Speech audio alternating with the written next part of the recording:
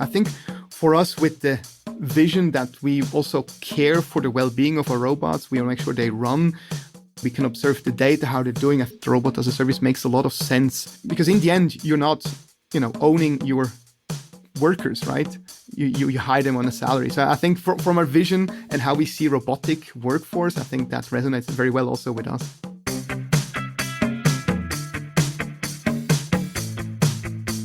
Welcome to the Swisspreneur Show, a podcast about startup stories and learnings from experienced entrepreneurs. Here's your host, Sylvan.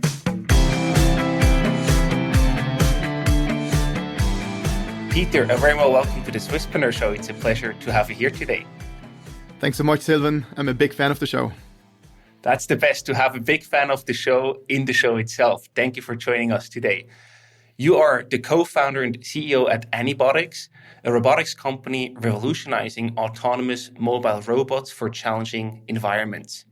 You actually studied robotics and engineering, not surprisingly, from your bachelor's all the way to your doctorate. And I was just wondering, was the goal to be an academic back in the days, or to maybe work for a large corporation, or did you already have an entrepreneurial bent from the start? Yeah, clearly for me it was the entrepreneurial journey that I wanted to take. And it all started actually already in the bachelor's, where you could choose a project to work on. It's called Focus Project at ETH Zurich, where already back then we were looking for opportunities to build something, create something on your own. That project is still ongoing. We didn't build a company out of that, but then I soon noticed, wandering through the hallways, that there's an interesting group working on four-legged robots.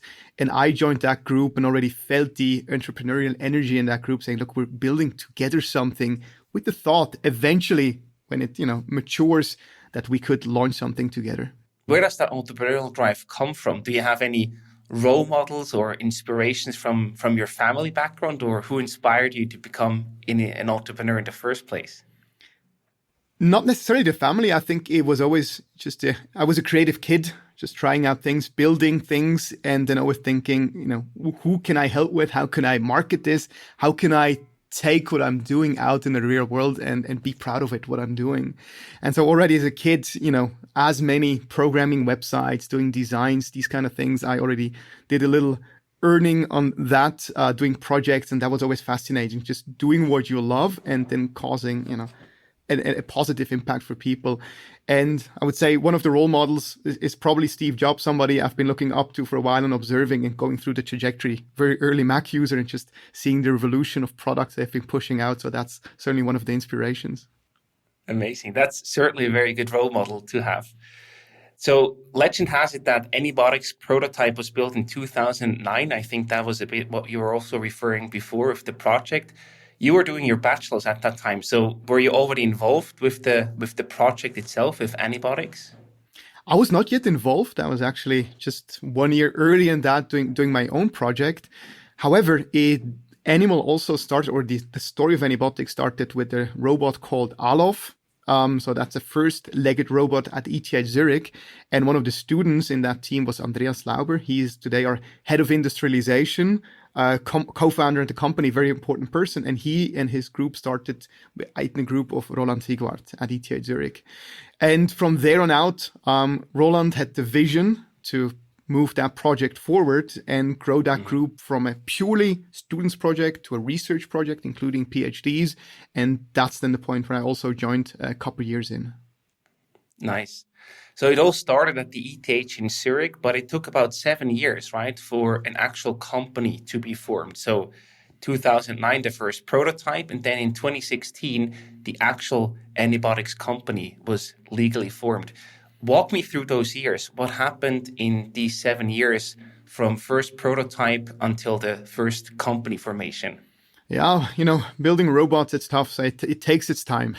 So that's the essence of it. The reason is, building a legged robot, we were one of the first groups that used purely electric motors as opposed to hydraulics to build such a robot, also a different form factor than others. And you start at the very scratch, right? You're using standard industry parts, motors, electronics, and quite soon you'll notice that these parts are not built for a highly mobile and lightweight robot. So you need to dig deeper. build your own actuation system, own electronics. And that just takes a tremendous amount of time, build up of research, and then on top, all the software that you need to add. So it started as I mentioned, as a student project, then developed into a research project. Then new robots were built. One of the robots is Starlet. You can look that up as well online. And then we noticed, hey, this robot starts to walk nicely. So the first robot would walk very slowly and clumsy. The second robot could actually already jump and run around, but it was still very fragile. So we thought to make it as useful more outside, number one, it needs to have more autonomy, so adding sensors on top, and then it needs to become robust. So, falling on a side or hitting somewhere, that shouldn't be a problem. And so we started modularizing the actuators, building a closed body, adding more compute so you can add more high-level autonomy. And over the years, we found, building all the components together with my colleagues. And what happened then is that we put out our YouTube videos and papers, and actually companies would find us, some of the innovators in the field, and say, hey, what you're building here is fantastic, because we have the problem in industry that we need the eyes and ears on site, but none of the technology allows us to do that so flexibly as a robot. And your robot with the legs has the capability to move through these man-made environments. So that gave us, the technology, the team that worked together nicely, and a market pull. So a clear picture of what problem we could solve. And so we went ahead and said in 2016, with first custom requests, let's go ahead, let's build robots. That's the best way to enter a market, I guess, right? How did these first customers or interested customers find you? Was that through research, or how did you spread the word to actually also be seen by these companies?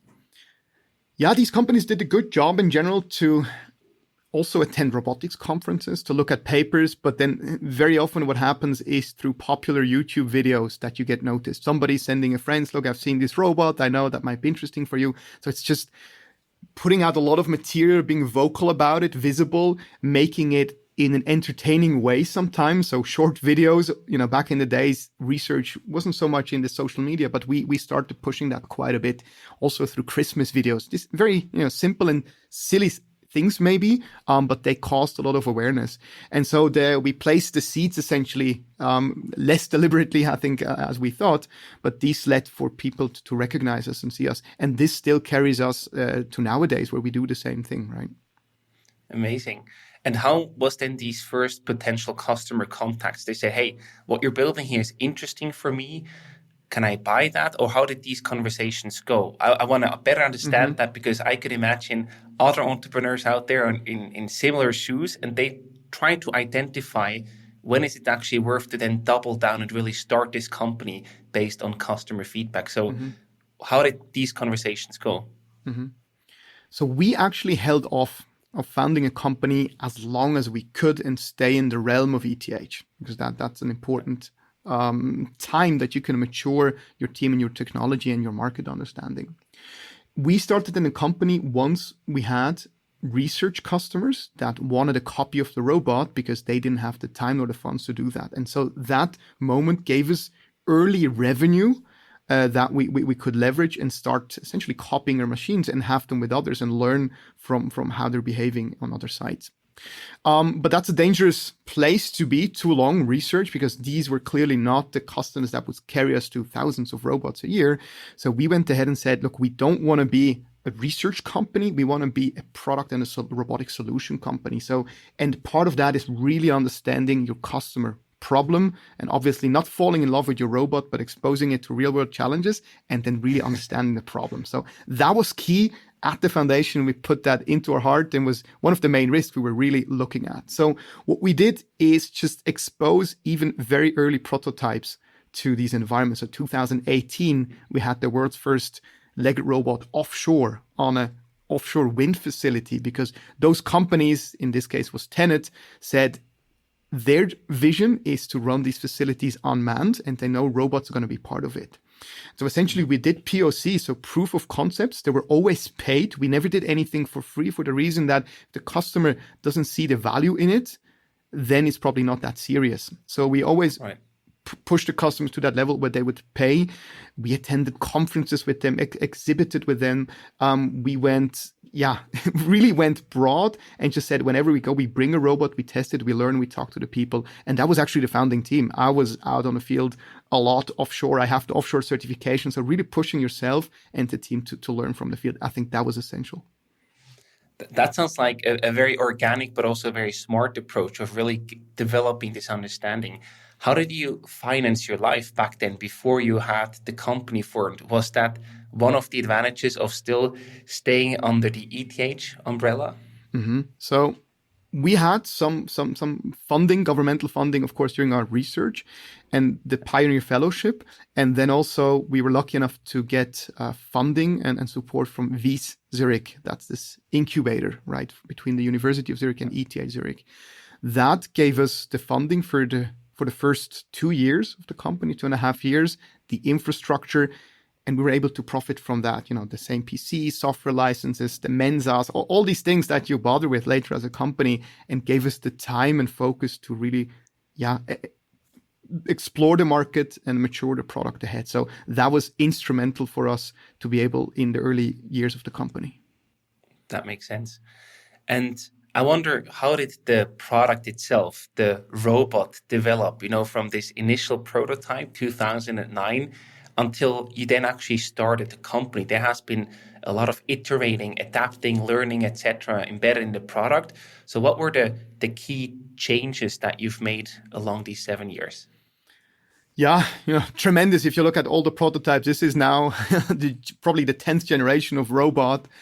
And at each step, you're looking at something different. One of the key aspects in the beginning was to understand robotic locomotion. So how do I get the robot to walk? And there what you learn is it's less about the precision of where your foot lands, how your joints move, which is very more driven like an industrial robot, which is very precise from A to B, but it's more about the forces, right? If we walk around as humans, we can feel something is slippery left and right, and we adapt our forces in the joints to that. So that was one of the key learnings, that we very early on added springs in the joints to mimic the elasticity of our muscles and tendons. Down the road was clear that for a legged robot to leverage its capability in walking, it needs to see the terrain. It needs to be awareness where are the obstacles. So adding a lot of perception on the robot and combining that with the locomotion was a key aspect. And there, of course, autonomy, the mission planning, all these things built on top. And on the other side, on hardware, we were able to leverage a lot of the technologies that became available, sensors. Now we have LiDARs in our mobile phones. We're using LiDARs on the robot, stereo cameras, better compute, graphics cards eventually. And one of the key aspects is how you build hardware that's lightweight and modular and robust. Today, our robots are fully water and dust proof. Of course, in the beginning, they were very open. And now we have robots that are EX certified, meaning that we can send them into environment that are explosive and they couldn't cause a problem. They couldn't cause a spark. So we really go deeply down to the thermal management system. So it's going from really early robot prototype to fully industrial grade, mass producible, cost optimized robot. And there's many, many steps in between. It took us 10 years to get where we're at. It's a fascinating, but also a tough journey.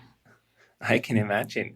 You mentioned the customers, right? Understanding their problems. By our research, we saw that you work with customers with industries like power and utilities, oil and gas, or also chemicals. What are the problems, the challenges that you solve for them with your robots? Yeah, if you look at all these heavy industries, they are a need of a lot of digitalization and automation. And what we see in manufacturing and warehousing, robotics has really been able to revolutionize these industries. Now, in the heavy industries, as you mentioned, power, utilities, oil and gas, chemicals, they still rely on the physical presence of hundreds and thousands of people per day. Number one problem with that is they don't find the people to go around to get those jobs done. Young people, they don't want or not around to do those jobs. So it's just in Europe, by 2030, there's 1.5 million plant operators missing. Wow. Another topic is then this is a lot of manual work involved. And people with our eyes and ears are not capable, are just not designed to collect and analyze all the data that's coming from these plants. And you can, of course, install sensors, and this is being done, but it doesn't scale. You cannot scale. You cannot add a sensor for every single problem. It's also very costly. So still today you have people going around, and that's a repetitive job that also in potentially dangerous environments. And the last piece is humans are still number one error for accidents. This is devastating for the operations, for the people, the environment. And so what they're looking for is really into robotics can we automate and digitize some of these tasks? And their main goal is productivity and safety. And their robotics can have a major impact. This sounds like almost too good to be true, because you help them to continue mission critical work that is hard and harder to get done by humans. And at the same time, you help them to do that better by eliminating the normal human error rate. That's a fantastic pitch. Yeah, no, certainly. In that regard, I also wonder, in these times, it's also very important to think about the environmental impact that your solutions, your products have. So how can the Animal also help these companies that you work with to reduce their environmental impact?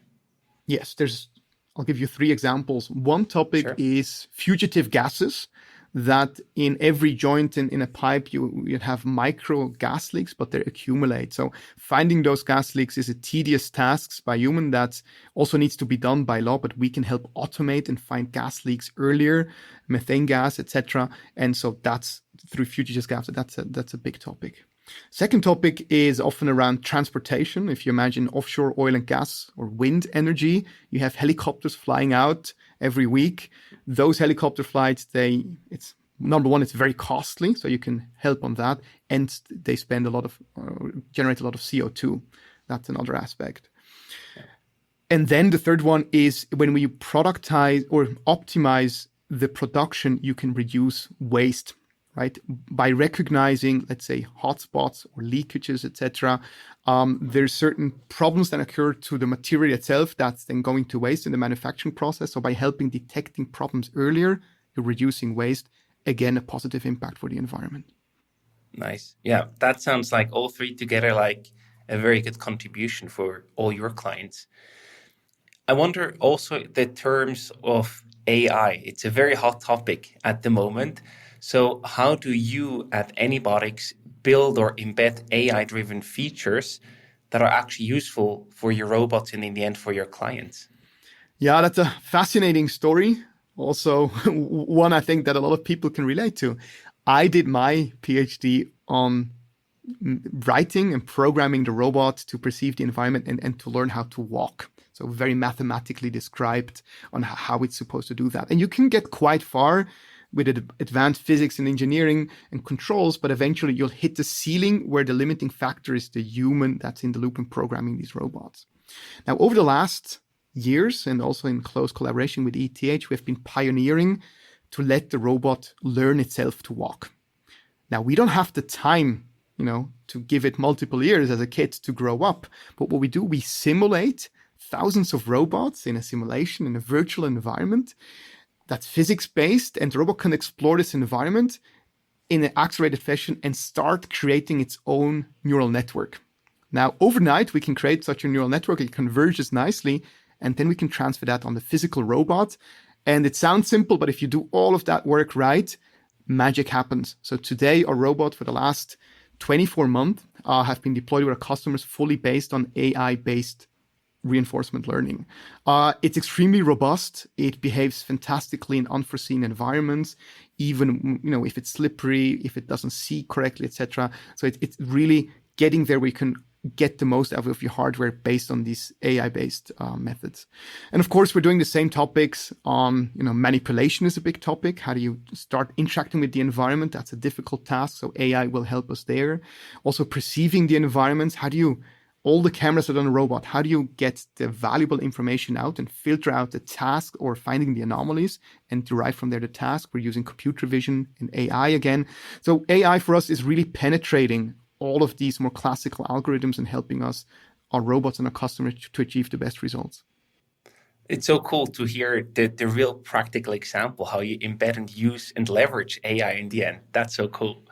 And now that we got to know your products and also the history a bit better, of course, you also wonder, how do you actually make money with your company? What is your business model behind the robots that you offer?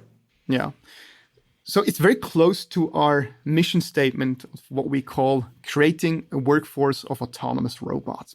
So we're not in the business to just sell a platform, but for us, it's really using robotics to solve our customer problems. So what we do mostly is we say you can hire a robot to get the job done. We call it robotics as a service. There's a fee to it. This is in the standard configuration, around 8,000 Swiss francs per month, where you can get your own robot, including the hardware, software, and the services that we provide. So that's a scalable model that's really been perceived positively by our customers that just say, look, I'm not in the business of buying robots. I just want to get the job done. And if I can hire a robot, that's fantastic. So that's really close to how we think of it. We also have the alternative model where you purchase the hardware and you pay for the software licenses. It's a little bit like a server that you would buy and get the software to it. So we have both models.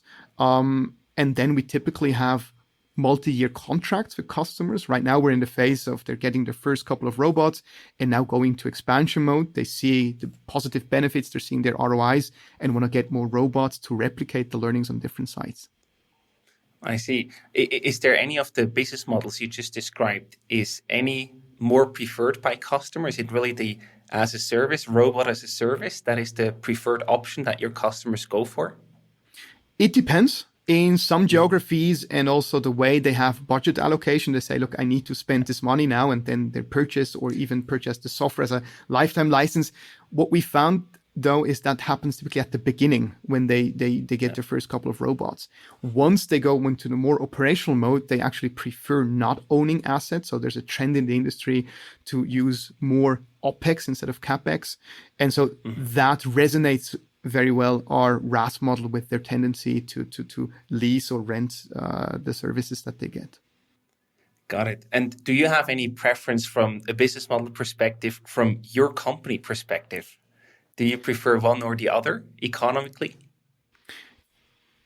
They have both the pros and cons, right? I think it's pretty clear upfront payment versus, but we have a good setup where we can depict both of them and quite sustainably. I think for us, with the vision that we also care for the well-being of our robots, we want to make sure they run. We can observe the data, how they're doing. I think the RaaS model, the robot as a service, makes a lot of sense because in the end, you're not, owning your workers, right? You hire them on a salary. Yeah. So I think from our vision and how we see robotic workforce, I think that resonates very well also with us. Yeah. And I can also imagine, if you think about the valuations, right? Usually if you have recurring revenue, that's usually a big valuation driver. So if you have the full robot as a service, it's probably a higher valuation driver from a company perspective than having hardware sold one time and software as recurring revenue. Absolutely. It's one part, of course, is valuation, but it gives you a recurring business that you can better predict. So that's certainly helpful, right? The predictability of your business through recurring revenues, that's also a big driver, yes. 100%. I also want to talk about some challenges or obstacles along the way. The first one is basically you came out of research and then you built the company. So I was wondering, the whole IP topic, that's usually something that is very well defined, what goes where and how you process that. But I wonder, how do you solve that with the ETH that you did a research and then started the company? Was that an easy process for you, or was that also a bit of a challenge to really sort the IP? Because I imagine investors want to see some IP in the company. So how do you do that? Yes, it was actually a pleasant process with ETH because we knew from the beginning that ETH will also be an important partner for us. So we made sure that we started off on very good grounds together. Now, in addition, we received this funding from RaaS, so that also helped us in forming that partnership. We were able to take out the entire IP that I built and my colleagues built over our PhDs and masters and get that into the company and had a clear separation. And ETH is also a stakeholder in the company, right? And so for them, it's a very positive and mutually reinforcing relationship. So I think that process went as good as it could, and we're very thankful for the process here that ETH allowed us to do. Of course, over the years, what you need to do is create your own IP. And I mean, for the last, we have more than 100 people now. For the last 7 years, created a lot of IP. We filed a lot of patents. So today we can show clearly that we created our own IP over the years, and the investors are very happy about what we built up here. I think that's like a really great example of the ETH spin-off label, basically how you took what you were working on and then even made more patents and more IP out of that. I think that's, fantastic ETH spin-off story. The second challenge I want to talk about is robotics companies are often faced with criticism for taking away jobs, right? In ANYbotics case, you basically are taking away dangerous and difficult jobs, or even fill jobs that otherwise would be very difficult to fill, as we just learned. Have you nevertheless faced some criticism regardless? Yeah, that story of robots taking away jobs, we hear often from the media, especially. Right. It's playing to the fear of a public. What happens in reality with our customers? And I don't get me wrong, I understand that view, and we want to be quite transparent around it. So in our experience, what's happening, I mentioned in the beginning, one of the big challenges for our customers is not finding the people, meaning that people go into retirement, they don't find the young people. So what happens is for the workforce, the human workforce that they have, they want to give them the best tools to let them focus on really the task they should accomplish. So they take away the routine and repetitive tasks and essentially leverage those tools so that the rest of the workforce can focus on the value-added, more creative and decision-making activities. And funny enough is our customers are actually using a robot for recruiting purposes. So they go out and say, hey, look, if you come to work with us, we have these cool robots. You'll, in addition to becoming a plant operator, you'll also be a robotics operator. And that's very attractive for young people to see innovation. So the world is actually quite different than what the external perception might make you believe. That's so cool. That's probably something that you did not expect to happen when you first started out.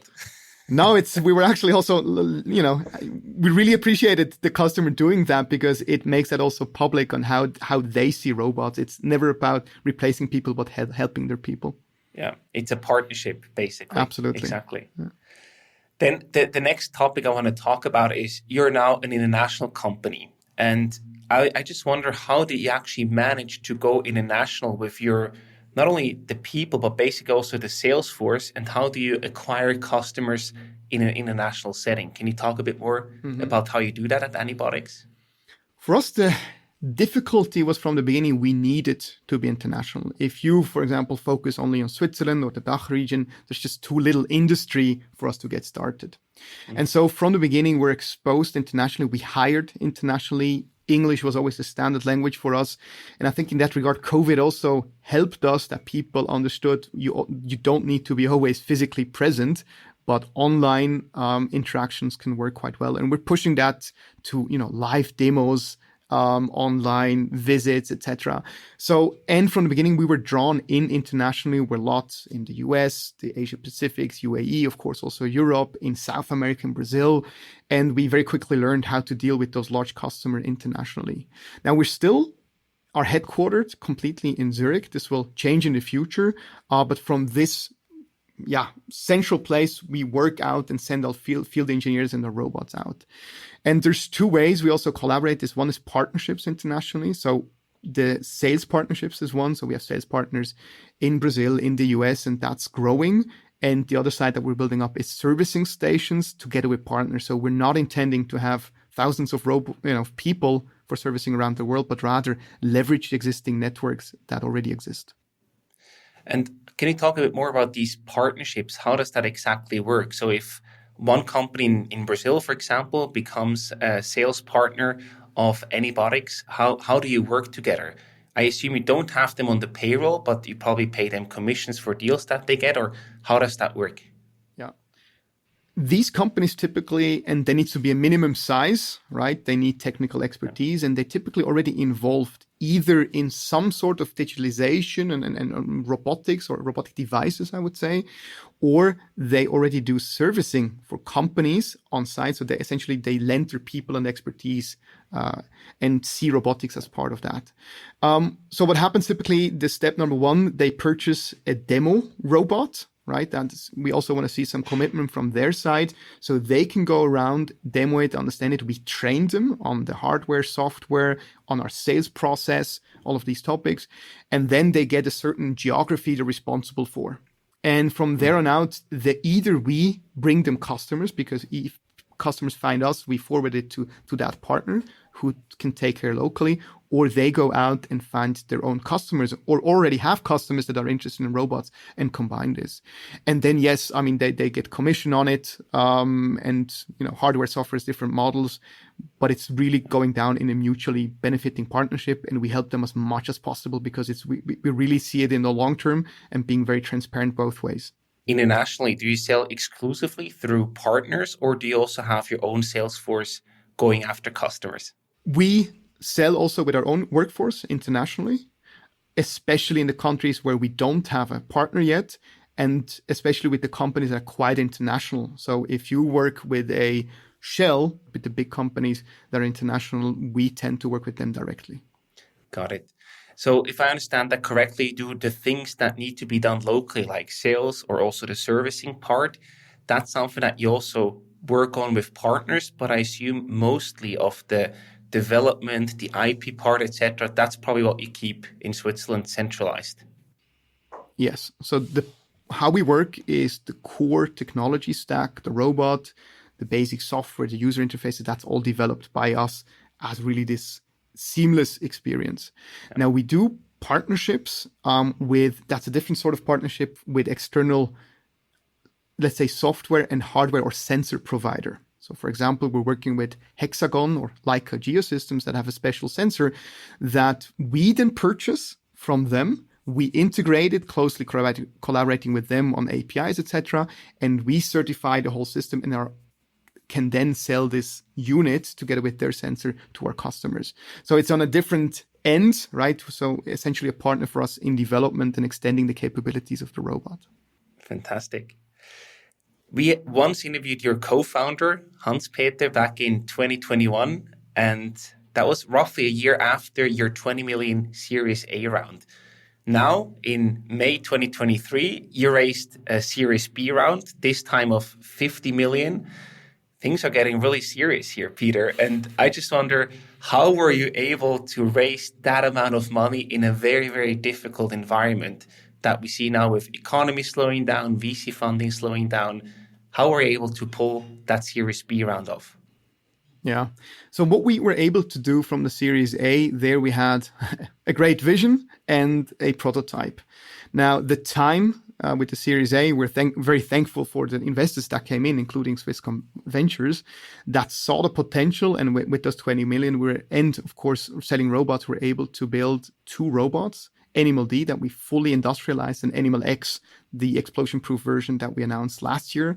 And through the visibility of these 2 robots, and especially the Animal X, which is the world's first and only EX-proof legged robot, which is a very important certification, we were able to create a lot of pre-orders, reservations for about 500 robots, right? Wow. We can now play into that pipeline and essentially scale. We had first customers over the last 18 months that had first robots, saw the ROI and reordered. So this entire commercial wheel started to spin, and the customers spoke very highly of us. That was the right time to raise a Series B and also have this international view on it. And we're able to convince now Walden Catalyst, NGP, Bessemer, so really Silicon Valley based, because they saw the potential of these wheels spinning, and through their support, getting us more international and getting us into scaling mode. Did you have any tough conversations now that, the economy is slowing down, VC money is getting more difficult to obtain? Did you have any tough conversations about the valuation, etc., or because of the strong track record that you've built with the 2 products you just mentioned, this was not really a big discussion point? No, certainly. I mean, the slowing down economy led to the fact that it took longer for us, and it was certainly tough to raise the Series B. We would have imagined a couple of months, but it actually took us many, many more than that. So we raised also additional convertible loan in between. And through that time, actually, the wheel even started to spin more. So it helped for us to win that time. Now, certainly on valuation, there's a big discussion. And I think in different environments, and also if we were a Silicon Valley company, the valuations would have looked different. But it's still, it's a positive round for us. It's an up round. So we're happy about the result. But the negotiation, position, we were not in an extremely strong position given what's happening in the world. Fair point. And I'm, of course, also curious to learn what the funds will be used for. So what are your plans with the 50 million raised? Yeah, there's two directions. One is going more international, so building offices internationally. That's in the US, Asia Pacific, UAEs, getting more feet on the ground as hubs in addition to the partners that we have locally. Cranking up operations. We already outsource manufactured, but we can do much more and get, from hundreds of robots to thousands of robots per year. And of course, creating new capabilities for the robot. That's super exciting that we have the hardware now installed with customers, and through software updates, we can give the robot additional capabilities. Now, imagine suddenly the robot can detect corrosion under insulations, these kind of topics that create a lot of value that wasn't possible before just through a software update. And then, of course, we want to start not only perceiving the environment, but manipulating it, interacting with it.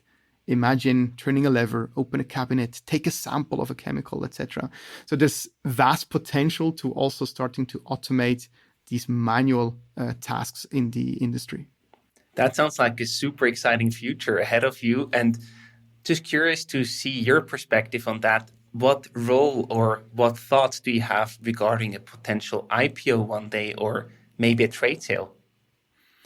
Yeah, I mean, right now we're really focused on building a world leader in robotics, and we're very proud to be able to do that out of Switzerland and now also with international support. I think many of us would dream of an IPO. I think that's a goal we're headed towards. If a sale, something in between, would even be more, successful for us in terms of achieving our mission, that's an option. But right now we're really focused on to make this a fantastic company and grow this as quickly as possible to the level where it needs to be. I love that you said becoming the world leader or being the world leader in that space, because I sometimes feel that our Swiss mindset is not something where we actually go and chase to be the best in the world. We say, I'll be the best in Switzerland, that's fine enough. Where does that come from, this ambition to be the best in the world? I think it's a realization that robotics on that level, all the funding that has gone into it, right? It's very high entry barriers. So we have the opportunity to build something here tremendous, but Switzerland obviously is not the market we can focus on. It has to be international by the type of device it is. And I think all of us are extremely ambitious. If we go for something, we want to be the best in it. And the best is the definition of what you mean by it. But for us, best means just internationally, you need to be leading to get into the realms of thousands of robots where you can drive down the cost. Also, if you look at our customers, they need a sizable company that can support them internationally. So we have to play in that game field to be able to succeed. I'll be certainly cheering from the sidelines to hope to see the Swiss world leader, hopefully doing an IPO one day, who knows? Super cool. So, Peter, to wrap up the conversation today, I have some rapid fire questions for you. I gave you either a short question or different options to choose from, and you have to answer in one sentence, ideally. You ready? Sure. Let's go. As a kid, who was your favorite robot? I would say WALL-E from the movie. I love Pixar movies, and WALL-E is a fantastic, cute robot. Nice. And as a grown-up, who's your favorite robot today? Of course, Animal. I couldn't pick between Animal and Animal X, but the ANYbotics robots, we're very proud of them, and these are our favorites. That makes sense. And throughout your whole ANYbotics journey, have you ever felt like giving up and saying, hey, we tried, but this will not work, I'll just quit and leave? No.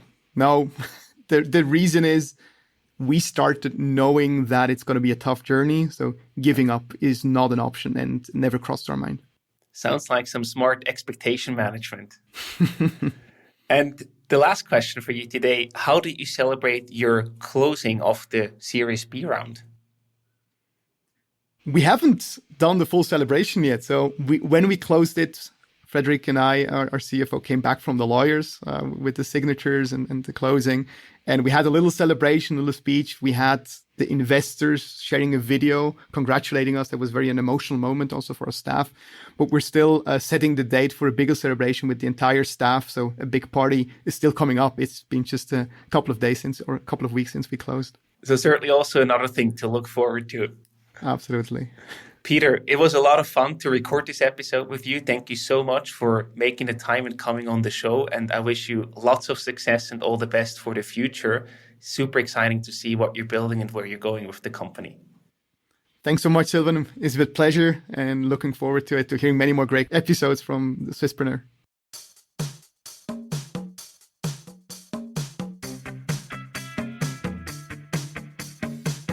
We hope you enjoyed today's episode. If you did, you can support us by rating our show on Apple Podcasts. This way, we can reach an ever-growing number of aspiring entrepreneurs.